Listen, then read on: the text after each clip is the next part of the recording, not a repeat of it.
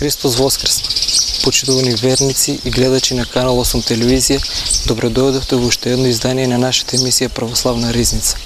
Денес ќе го продолжиме нашето предавање за Духовниот Отец, но ќе отстапиме од нашиот класичен концепт и денес за наш гостин го имаме игуменот на Лесновскиот манастир, отец Дамаски. Добродојдовте, отец. Добро најдовме, Христос воскресен. Навистина воскресен. Денес со нашиот гостин ќе позборуваме на темата за раководството, односно духовноста во православниот живот. Кажете ни, отец, за значењето на духовникот, како тој се бира. Ако патувајќи на земјата до било кој одредиште ни е потребен водич за да стигнеме до таму за да не се изгубиме, дотолку повеќе водичот е потребен во духовниот живот, на кој што има многу препреки, многу замки кои што ги поставуваат лукавите духови. Затоа Бог устроил во нашиот православен духовен живот на патот кон спасението на нашата душа секој православен христијанин да си има за себе водич, односно духовен раководител, духовен отец, кој што би му давал насоки, кој што би го водел низ духовниот живот, кој што полесно би му ги разоткривал сите стапици, сите замки на лукавиот, кој што правилно би го насочувал на неговиот пат кон Бога, на неговиот пат кон познавање на Евангелието, исполнување на Евангелието, како подобро и како поуспешно да се избори со гревот, со страстите, со своите слабости и недостатоци. Во тој контекст Бог, бидејќи не создал како личности и суштества со слободна волја, така и во овој случај тој на секој православен христијанин му остава апсолутна слобода, тој самиот да се го избере духовниот водич, духовниот раководител, кој што пред се треба да има и свештенички чин, бидејќи само оној кој што има свештенички чин, дали е еромонах, дали е свештеник, дали е архимандрит или епископ, може да разрешува гревови, односно да чита разрешителна молитва на светата тајна исповед, со која што Бог му ги простува гревовите на покајникот, но оној кој што се исповеда искрено, со душевна болка, со чувство на сопствена немоќ, оној кој што се смирил и оној кој што ја познал својата немоќ, ја познал својата гревовност. Така секој православен христијанин е должен за себе да се избере духовен раководител, со тоа што тој може да разговара со повеќе свештеници, може да разговара со повеќе светиоци, да посети повеќе манастири, да поразговара и со тамошните духовници, оние кои што имаат благослов духовно да раководат и да исповедаат. И оној кој што да се моли пред се со срдечна молитва, Бог да му открие кој духовен раководител би бил најдобар за да правилно го насочи во неговиот духовен живот, бидејќи секој човек е, знаеме, со различни карактери, со различни слабости, со различен темперамент и со различна сила и со различно трпение се соочува со своите проблеми, искушенија, недостатоци и со своите гревови страсти. Така, кога православниот христијанин, разговарајќи со свештениците, со духовните отци, ќе почувствува во срцето вистинска доверба, вистинска топлина или љубов или внимание, кога тој ќе почувствува дека токму на тој отец може да му ја довери, да му ја отвори душата, тогаш може да го праша дали би го примил за негово духовно чедо за исповед и целосно да му се предаде во послушност, односно во постојано советување, во постојано разоткривање на својата душа, разоткривање на своите помисли, на своите намери. Пред се зборувам главно духовниот раководител е главно задолжен да даде насоки во духовниот живот, меѓутоа со него може да се советуваме и за поголемите работи, искушенија и проблеми и во земниот материјален живот, кој што секако е потребен заради задоволување на телесните и материјални потреби на секој човек, на секоја душа. Духовниот раководител пред се треба духовното чедо да го раководејќи да го насочува пред се кон Христа, а не кон себе си, односно тој во една смисла е негов духовен пријател и другар и близок, кој што пред себе му го покажал вистинскиот пат, тој верник, тој православен христијанин, да го најде својот вистински пат кон Христа, бидејќи нашата цел е соединување со Бога, нашата цел е осветување и обожување, односно сите заеднички да го најдеме своето место на тесниот трнлив пат кој што води кон вечноста, кој што води кон вечниот живот, кој што води кон заедничарењето со Христа во Царството Небесно. Во однос на тој духовен пат, во однос на тоа духовно раководство, тука се појавуваат и некои аномалии, некои слабости, недостатоци, нели, во односите на духовниот отец и духовното чедо, кои што треба навреме, нели, да се исправат, нели, за да не би дошло до погрешно поимање и погрешно сваќање на духовниот отец, бидејќи пред се духовните отци, духовните раководители имаат многу духовни чеда. Потребно е на секого да му посветат внимание, посебно на оние кои што се почетници во верата, посебно на оние кои што имаат во момента некакви потешки или поголеми искушенија, поголеми душевни страдања или поголема борба, нели, со гревот и со страстите со кои што моментно се соочуваат. Така да треба секој православен христијанин да знае дека пред да се исповеда, пред да се допраша или се советува со духовниот отец, треба во себе точно да знае што треба да праша, што треба за каков благослов да праша и да се подготви, нели, за да ја слушне Божјата волја, однапред да не очекува одговор како што тој сака да слушне, туку да се помоли срдечно во срцето Бог да му даде вистински дух и мудрост, да го просветли духовниот негов отец, за да му го даде и вистинскиот одговор на прашањето кое што го поставува, односно Бог преку него да одговори. Тајната на познавањето на волјата Божја е во вистинската наша вера и доверба дека Бог ни зборува и ни говори преку духовниот отец или преку свештеникот, нели, кој што го прашуваме. Доколку духовното чедо, доколку има доверба, нели, дека Бог ќе му ја открие својата волја преку духовниот раководител, тогаш и Бог го просветлува духовникот, му дава добар совет, му дава мудар збор, особено за време на светата тајна исповед, бидејќи не затоа што духовниот раководител е премногу искусен или е свет, бидејќи тој е човек кој што има своји слабости, своји борби и кој што и тој самиот има свој духовен раководител, за кој што со кој се допрашува, нели, за своите, нели, за својот духовен живот. Потребно е целосно, значи, да поверуваме во срцето и да се отвориме кон духовниот отец, да ги откриеме нашите помисли и да веруваме дека Бог преку него ќе ни објави својата волја. Доколку православниот христијанин, доколку верникот, духовното чедо пристапува со недоверба, пристапува со сомнеш или пристапува однапред чекајќи одговор што ќе не му одговора, нели, не барајќи вистински волјата Божја, туку барајќи оправдување, нели, на своите помисли, на своите размислувања, расудувања, тогаш тој самиот ја спречува благодата Божја да прострои низ духовниот отец и Бог да му ја покаже својата волја. Отец, би сакал да ве запрашам да споделите нешто вие од вашето искуство, нели, како духовник. Би сакал да ве прашам кои се најчестите прашања и дилеми кои што ги мачат, нели, луѓето кои што пристапуваат кон духовниот живот. Па вака, знаеме дека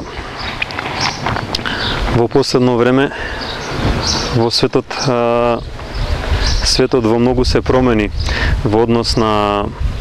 сваќањата, поимањата и за гревот, и за односот кон ближните, односот кон Бога. Секако кон тоа придонесе, нели, долгиот период на комунизмот, кога систематски и плански беше отргнуван Бог од срцата на луѓето, беше уништувана верата. И сето тоа придонесе да се разнишаат основите, темелите пред се на семејниот живот, пред се не само на црковниот, туку и на семејниот живот, односот на младите помеѓу себе, односот на младите кон постарите. И меѓутоа, слава му на Бога, му благодарам што во последно време се повеќе од младите кои што пристапуваат кон црквата, пристапуваат кон Бога, го прифаќаат учењето и православното учење и верата чисто и онака како што е изворно, преданиски, така да тие постануваат и учители на постарите, го внесуваат Бога во своите семејства, го внесуваат благословот Божи во своите домови. Најчести проблеми и искушенија со кои што се соочува најнапред младата популација, младата генерација кај нас, пред се прашањата врзани околу семејниот живот и околу пред се половиот живот. И пред бракот и за време на бракот, бидејќи изопачувањата и искривувањата на тие темели, на тие православни основи кои што Христос ги постави во односите помеѓу мажот и жената, помеѓу момчето и девојката, со себе носат и тешки и душевни и телесни последици и трауми кои што подосна резултираат со се поголем распад на семејството со кој што се сочуваме денеска. Денеска се сочуваме со страшен проблем, со големи искушенија во однос на зачувувањето на малата црква, зачувувањето на семејниот живот. Значи, младите незапознаени со она вистинско наше назначение, со она наша вистинска наша улога во овој живот, во кој што се подготвуваме пред се за вечниот живот, за животот со Христа. Заборавајќи на Бога, заборавајќи за што всушност се создадени, заборавајќи дека нашето тело е храм на Светиот Дух, кој што треба да го чуваме поскапо од се на светот, заборавајќи дека по зборовите Христови скапо сте платени, дека една човечка душа е поскапа од целиот свет. Тие најчесто се измачуваат со проблемите врзани со изборот за девојка, со изборот или момче, во однос на тоа колку деца треба да имаат во семејството, дали да го исполнат благословот Божи, дали да се предадат на волјата Божја или да се трудат да го исполнуваат оној западен материјалистички дух кој што се повеќе ни се наметнува и во црковниот живот и во материјалниот живот, оној кој што е сврзан со задоволување на нашите егоистични желби или страсти, оној дух кој што ја поништува, ја унижува Христовата искупителна жртва на крстот, бидејќи пред се радоста наша е во носењето на крстот Христов. Секој православен христијанин треба да избере свој крст. Дали ќе е тоа семејниот живот кај што ќе го понесе брачниот крст, брачниот товар, каде што ќе се исполнува себе си во радоста кога ќе се принесе жртва за своето семејство, мажот како глава кој што треба е должен прв и да ја љуби жената, да се грижи за семејството, да го држува семејството и да го заштитува и закрилува како што и Христос црквата, исто и жената во своето предавање на семејството, во својата грижа за децата, во своето благо и кротко советување на својот маж во однос на воспитувањето на децата, во однос на другите проблеми и искушенија. Незината свештена должност. Да, незината свештена должност. Црквата во Малта. Сето тоа е искривено, изопачено, за жал, под западно влијание во материјалистички дух, така да денеска секој се труди да исполни својата волја. Никој не сака барем малку да се смири, да размисли нели за своите слабости и недостатоци, да размисли дека пред се и во најголем случај сите проблеми потекнуваат само од него и лично од него, бидејќи секој прво кај себе и со своите постапки и со својот недуховен и небогогоден живот предонесува за лошиот однос на ближните кон него. Во многу случаи нели во оние кои што пристапуваат и почетниците, оние кои што се веќе повеќе утврдени во духовниот живот, посебно кај почетниците, кога прв пат ќе се исповедаат, нели, кога ќе започнат да ги исполнуваат евангелието онака како што Бог бара, кога ќе започнат да се трудат и во постот и во молитвеното правило, кога ќе се потрудат да бидат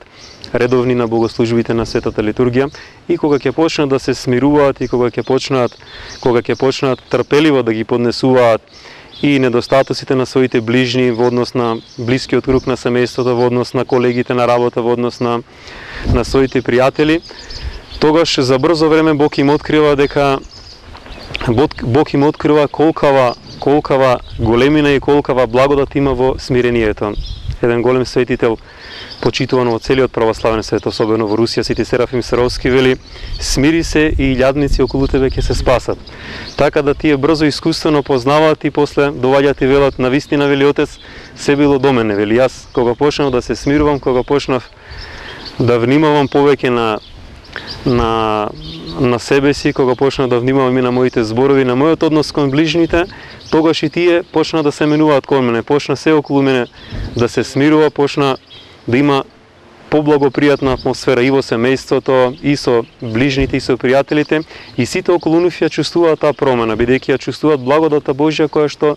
се јавува во нив, нели, кога тие ќе се покајат, кога тие ќе се исповедаат и ќе продолжат, нели, редовно да ја чиста душата и срцето. Ќе се премат. Отец, би сакал да ве запрашам сега, најчесто поставувани прашања, значи посебно на моја голема радост, а се надевам и на целата црква, на она категорија на млади луѓе кои што сакат, значи, да пробат да живеат да пробат да го живеат тој начин или на духовен живот, и кога почуваме да зборуваме за светата тајна и исповеди за покајанието, тие најчесто не погледнуваат и ни велат: знаете што имаме направено, ние немаме нешто направено лошо, ниту сме убиле, ниту сме излагале. Значи, дали би сакале малку по-детално да ни кажете што се црквата, значи, подразбира под категоријата греф? Во однос на подготовката за исповед, нели, во православната црква има многу пишувано, бидејќи и првиот повик Христов беше: покајте се, зашто се приближи Царството Небесно, и на Свети Јован Крстител, и на апостолите, и на сите подоцнежни подвижници и светители. И затоа има многу пишувано и објавувано на темата на покајанието, на темата на тоа кои се смртни гревови, кои се поголеми, кои се помали гревови. Меѓутоа, потребно е пред да пристапат кон светата тајна исповед, нели, откако ќе го избера духовниот отец, откако ќе го изберат оној на кој што ќе му се доверат себе си, на кој што ќе му откријат и ќе отворат душата, треба пред се да имаат вистинска вера. Вистинска вера во Христа, во Господ Исус Христос како Син Божи, кој што се воплоти од Пресвета Богородица, кој што зеде на себе човечко тело, кој што како Богочовек и се распна заради нашите гревови, и воскресна во третиот ден, и се вознесна на небото, и седна одесна на Отца. Значи да се потрудат, да се поучат во верата и во она што го исповеда православната црква, како онаа која што ја чува полнотата на благодата и вистината, да поверуваат дека само во Христовата искупителна жртва ни се простуваат гревовите. Значи, ќе кажам накратко, има и некои кои што пристапувајќи, нели, за духовен разговор или за исповед, нели, пред се не ја знаат смислата, нели, суштината на светата тајна исповед, бидејќи пред се треба да имаме вистинска вера. Пред се треба да знаеме дека Бог е некој што ги простува гревовите, бидејќи многумина доаѓајќи, нели, очекуваат дека со првиот духовен разговор, со првото, нели, благо отварање или запознавање на душата и ќе се решат сите проблеми. Значи пред се треба да сме подготвени. Треба да сме подготвени, нели, да примиме духовни насоки онака како што е волјата Божја, значи да почнеме да го исправаме својот сопствен живот, значи да бидеме решени да се промениме и да започнеме нов живот во Христа. Значи да има вистинско покаяние, покаянието значи и преумување, да почнеме да се преобразуваме и во размислувањата, и во расудувањата, и во нашата решеност и подготвеност пред се да престанеме и да ги прекинеме оние смртни гревови кои што најмногу ја терета душата во однос на како што се и убиството, и лагата, и блудот, и сега најчести гревови на кои што паѓаат многумина, нели, и младите и постарите се за жал блудните гревови, бидејќи многумина не знаат или не се свесни дека грешат, соединувајќи се телесно пред бракот. Подоцна и во бракот е потребно да се чува целомудреноста и во помислите и во односот. Значи и во бракот постои период кога во текот на постите треба со заемна согласност на двајцата сопружници, како вели свети апостол Павле, да се воздржуваме за да можеме повеќе време да посветиме на молитвата на својата душа, бидејќи телесните односи не се оние кои што го сквернува човекот во брачната благословена заедница, туку, како вели свети Јован Златоуст, толкувајќи го свети апостол Павле, му го одвлекуваат вниманието на христијанинот, за да може почисто да се моли подлабоко, посрдечно, во време на постите, како во Великденскиот пост кој што измина, кој што е најстрог. Подоцна се повеќе расширени гревот на прељубата, за жал, поради кој што и Христос единствено и дозволува, нели, црквата да се растури брачната заедница. Меѓутоа, секој пат е благословено да се најде решение за да се прости, за да се тоа исцели, за да се обиде да се сочува малата црква, бидејќи забораваме дека бракот е мала црква. Пред се и мажот е Христос, глава, а жената ја представува црквата. Многумина спомна дека велат, нели, што сум јас сгрешил, нели, јас не сум сгрешил ништо, нема потреба да се исповедам. Не сум убил, не сум излагал, не сум украл. Меѓутоа,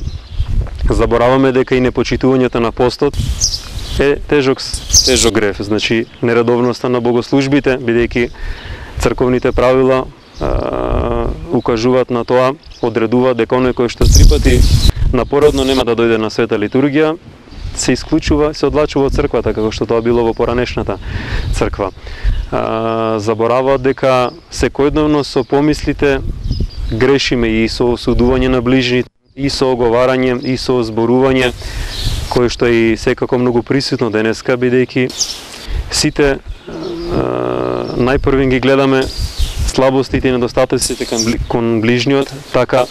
лукавиот тоа ни го наметнува за да ги прикрие нашите гревови, нашите недостатоци, како што вели Христос, нели, најнапред треба да ја исчистиме гредата, да извадиме гредата од своето око, па подоцна да ја гледаме раската во окото на братот свој. Потоа, едни од најраширените гревови денеска, зборувам оние кои што најчесто и се грешија, многумини и не знаат дека грешат, значи е барањето на помош кај бајачи, кај гатачи, кај биоенергетичари, верувањето во хороскоп, во судбина, приклонувањето, односно барањето на помош кај многу лажни исцелители денеска. Јас мора да ги кажам и со пример, бидејќи верните знаат дека тука кај нас, нели, во свештениците и по име ги кажуваат оние кои што се застранити во тој пат, кои што се одлачени од црквата и кои што се непријатели Божи.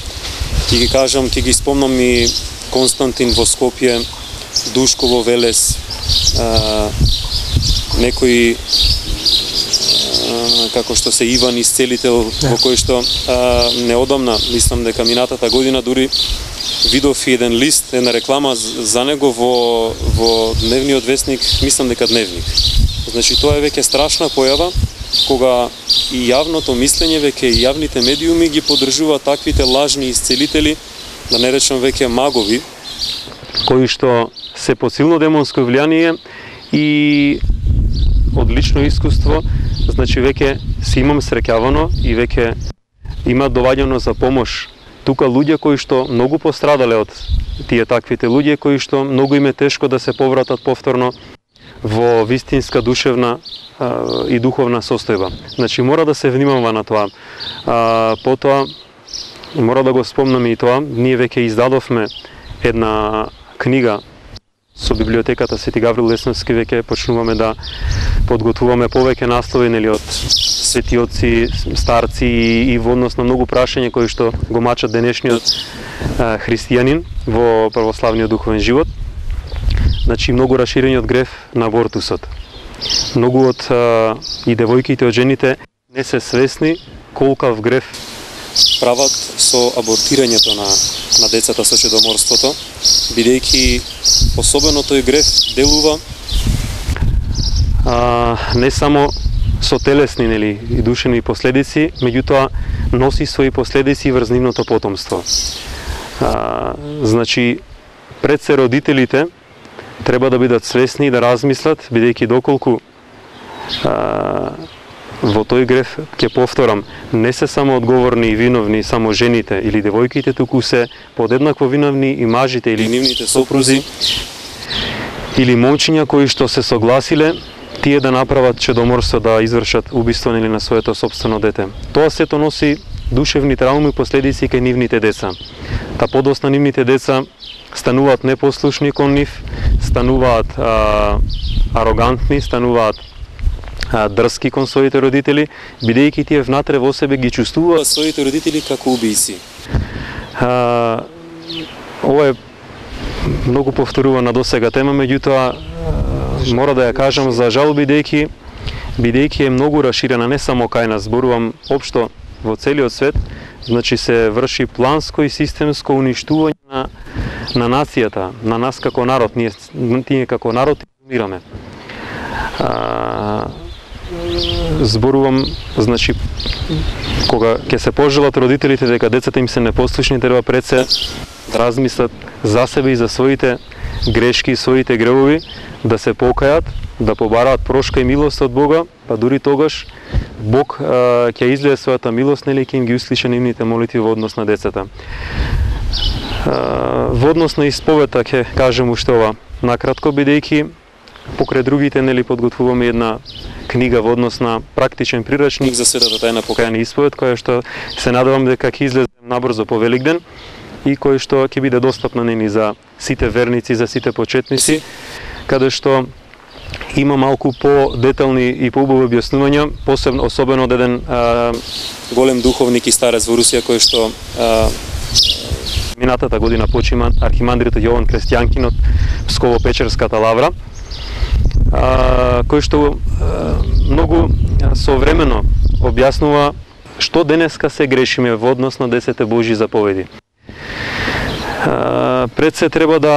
да свати оној кој што пристапам кон исповед дека треба да биде подготвен и да го промени својот живот. Треба да биде подготвен за крвава борба со самолюбието, со егоизмот, со суетата кај себе,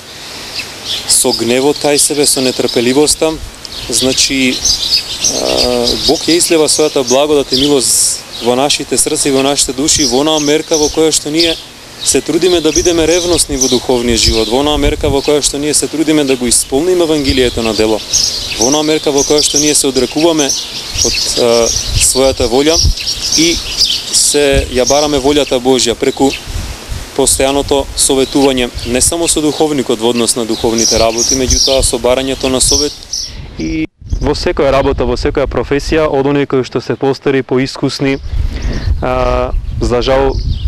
многу слушам, нели, од искуство дека многу малку комуницираат родителите со своите деца. Значи родителите, децата им е потребно пред се внимание. Сите проблеми кај децата доаѓаат од Токму тоа сакав да ве запрашам, отец, за, нели, за значењето, нели, на семејството во оние први стадиуми на воспитување на посебно на младата популација и на децата во христијански дух. Дали ќе сакате на кратко да ни објасните за значењето на посебно на мајката како за низината свештена димензија во еден дом? Мора да кажеме дека денеска, па ќе речем под влијание на световните тековини или филозофии и мислења. Да, може и за феминизмот како една распространета. Сосема е изопачено сваќањето и поимањето на жената во православната црква. Значи многумина жени, многумина девојки мислат или ја сваќаат улогата на жената во православната црква, во православниот духовен живот, како потисната, како унижена, како онаа која што е должна само да слуша и да биде робнинка на мажот. Меѓутоа, воопшто не е така. Значи, во апостолот пред се што го читаме на Светата тајна венчание, Свети апостол многу убаво тоа го кажува, а Свети Јован Златоуст уште подобро го толкува. Значи, со христијанството на жената е даден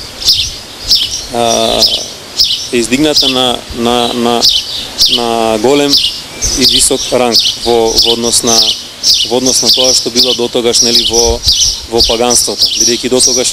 до доаѓањето на Христа христијанството жената била робинка, била подчинета, била послушна и била тиранизирана од мажот, била сметана пред се за повеќе за предмет отколку за личност. Значи жената станува личност во православната црква. Онаа која што е еднаква по даровите кои што може да ги прими од Господа. Значи е сонаследничка на благодатниот живот. Сотрудничка на мажот во однос на нивниот заеднички пат, заедничката помош и поддршка пред се во семејниот брачен живот на нивниот пат кон Царството Небесно. Бидејќи бракот пред се, како што вели Свети Јован Златоуст во православната црква, неговата вистинска цел и намена е пред се испречување на блудот, на развратниот живот и заедничка помош, заедничко носење на слабостите на мажот и жената и на патот кон Царството Божјо и подготвеност заедно да се поттикнуваат кон исполнување на Евангелието, заедно да ги носат тешкотиите, искушенијата и проблемите кои што се јавуваат во нивниот семеен живот. Значи во апостолот, реков што го читаме на Светата тајна венчание, се вели помеѓу другото, мажот е должен да ја љуби жената како што се сака самиот себе си, а жената вели да се бои од мажот свој. Значи, како што велат многу и сега современи старци и духовници, еден од нив вели, ми доаѓа, вели да извикнам, вели, жени, вели, радувајте се, вели, дека мажот е оној прв кој што ќе одговара, нели, за тоа колку е исполнувал заповедта за љубовта во бракот, бидејќи мажите се обврзани да ги љубат и своите жени и своите деца, а жената е должна само да го почитува мажот свој, да биде послушна, не робски, не унижено, не потиснато, туку одрекувајќи се во некои работи од својата волја, молејќи се Бог да го просвети мажот во некои одлуки, му се починува љубовно на мажот, со слободна волја, смирено, почитувајќи го како што и црквата го почитува Христа. Меѓутоа, треба да знаат дека доколку мажот не го исполнува Евангелието, доколку мажот не се труди да исполни она улога која што Бог му е назначил во семејството, да биде глава, да биде оној кој што ќе биде главен и одговорен за животот и за духовниот живот на семејството. Значи, доколку, како што вели еден архимандрит Јоаники, еден романски старец и духовник, исто кој од манастирот Сихасирија, кај што сотрудник и собрат на старец Клеопа, кој што го знаеме од книгите кои што се издадоа кај нас, вели во една од своите поуки, вели на една света тајна венчание, која што извршував, вели кога се прочита апостолот жената да се бои од мажот свој, сите се завртеа кон жената и ја погледнаа таа се невеста кон невестата, таа се вцрви и ја наведна главата. Јас го чекав својот момент, вели, кога дојде времето за проповед, се завртев кон неа и реков: мила невесто, вели, ако не те љуби, немој да го слушаш. Значи, доколку мажите сакаат жените да ги почитуваат и да им бидат послушни и покорни и во семејството и во духовниот живот, тие треба да покажат вистинска грижа и љубов. За жал, од искуство, најголемите проблеми кои што настануваат во семејството доаѓаат од тоа кога мажот ја заборава својата улога во семејството. Кога мажот престанува да биде глава, кога жената кај него гледа неодговорност, кога гледа незаинтересираност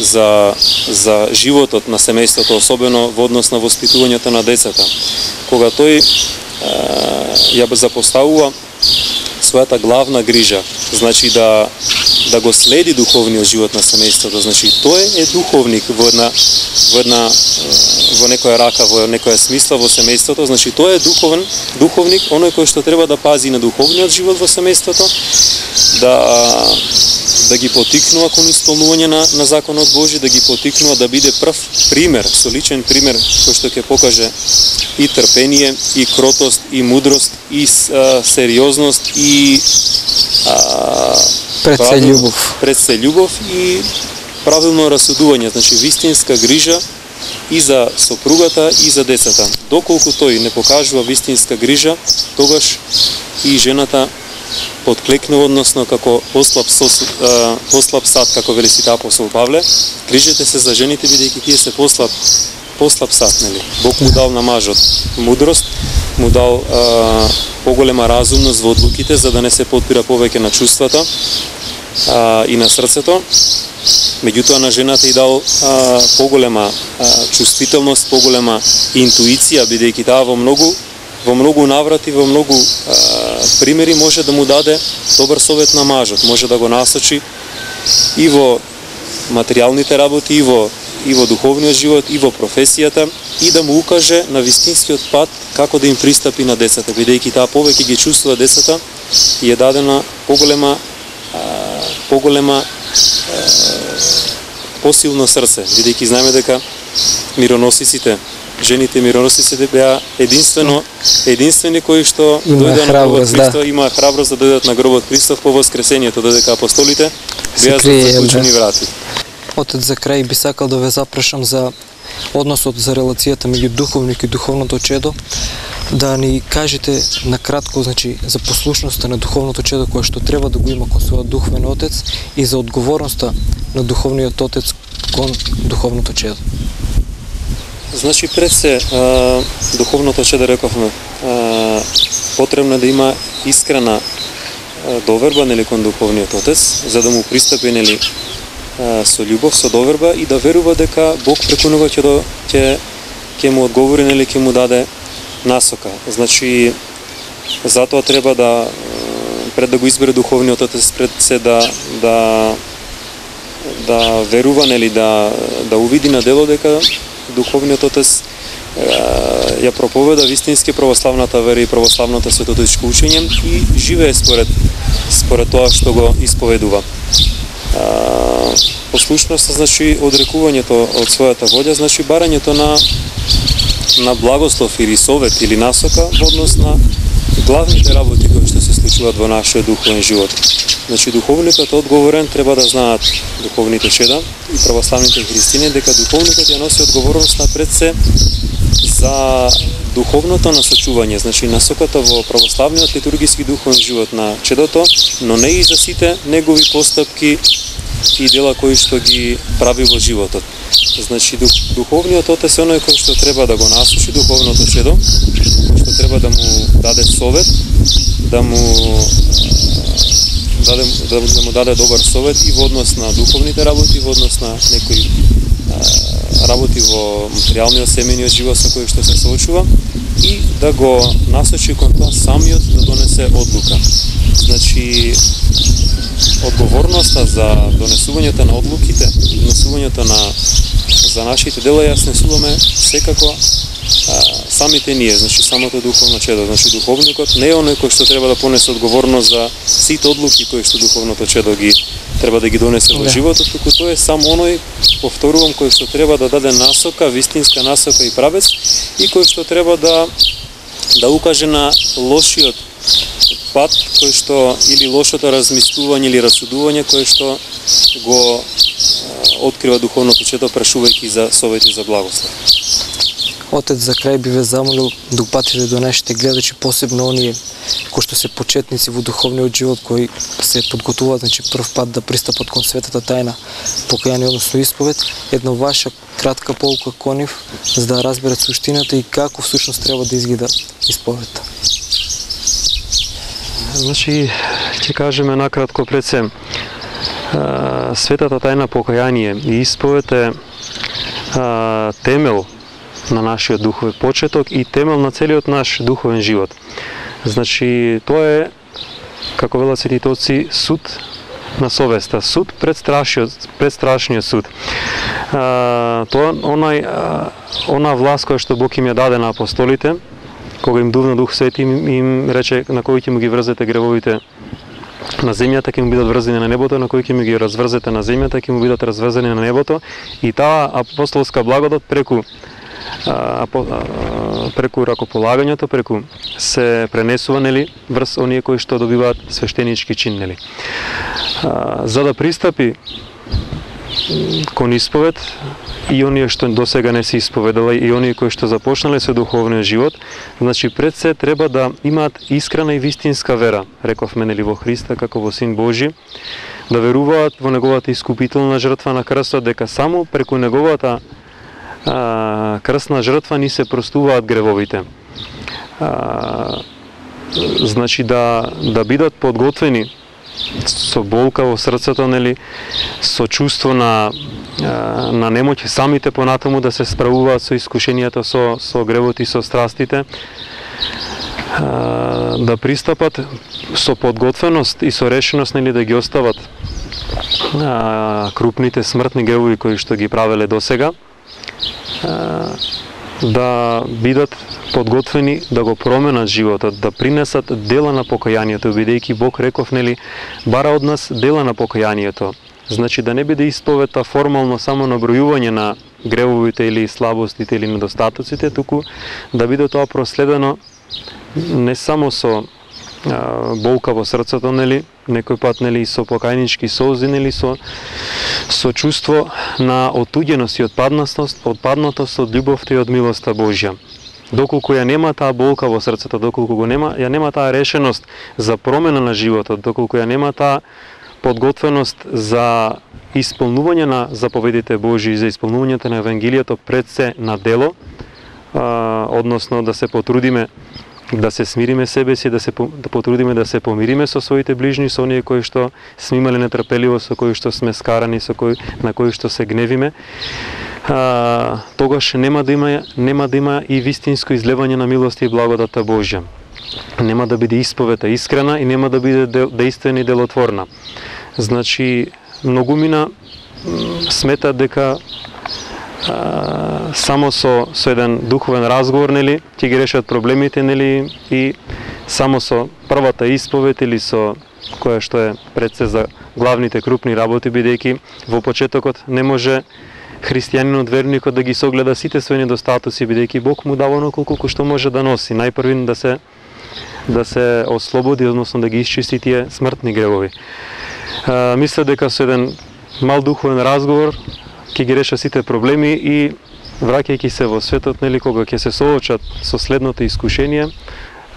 повторно паѓаат во малодушност, нели, бидејќи не биле подготвени пред се да се промена себе си, пред се да се подготват за лута и сурова борба со самите себе си, бидејќи најтешко е човекот да се победи самиот себе си. Кога тие ќе принесат вистински дела на покајанието, тогаш и Бог ќе излее милост и благодата Божја во нивното срце и ќе им помогне понатаму да ги надминуваат и своите слабости и своите недостатоци, да се борат вистински со гревот, да се борат со страстите и на крајот да ја достигнат полната мера на растот Христов и сите заедно со Божја помош да ја задобиеме благодата Божја и Бог да не награди и со вечен живот во царството свое во вечни векови. Христос воскресе! Навистина воскресна. За на крај Отец би сакал да ви се заблагодарам за овој навистина душеполезен разговор, за одвоеното време да бидете наш гостин, за вашата гостопримност во вашата обител. Почитувани верници и почитувани христијани, знаете дека нашата емисија Православна ризница се емитува во етерот на Канал 8 телевизија секоја сабота со почеток во 18 часот и 30 минути и реприза во недела во 12 часот.